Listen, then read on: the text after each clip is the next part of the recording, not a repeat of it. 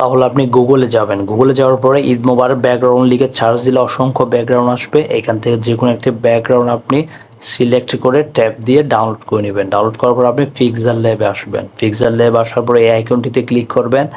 আইকনটিতে click করার পর আপনি ফ্রম গ্যালারিতে ক্লিক করবেন।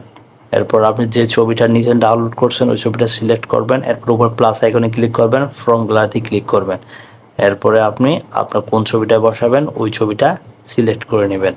আমি আমার ছবিটা সিলেক্ট করে নিছি। আমার ছবিটার ব্যাকগ্রাউন্ডটা রিমুভ আছে, ওইটা আমি আগে থেকে রিমুভ করে রাখছি। আমার চ্যানেলে একটা ভিডিও আছে কিভাবে ব্যাকগ্রাউন্ড রিমুভ করতে হয়।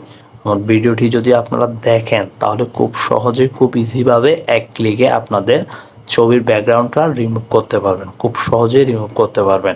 আমি আমার ওই ভিডিওর লিঙ্কটা ডিসক্রিপশন বক্সে দিয়ে দিচ্ছি, আপনারা ওইখান থেকে ভিডিওটি দেখে নিতে পারেন। এরপর আপনি ছবিটা সুন্দরভাবে ভালোভাবে বসাই দিবেন। আমি আমার ছবিটা খুব সুন্দরভাবে ভালোভাবে বসাই দিচ্ছি, আপনারাও আপনাদের ছবিটা ভালোভাবে সুন্দরভাবে পোস্টারের মধ্যে বসাই দিবেন যাতে পোস্টারটা খুব সুন্দরভাবে ভালো দেখায়। এরপর আপনি তীরে ক্লিক করবেন, এরপরে এক্সপোর্ট ইমেজে ক্লিক করবেন।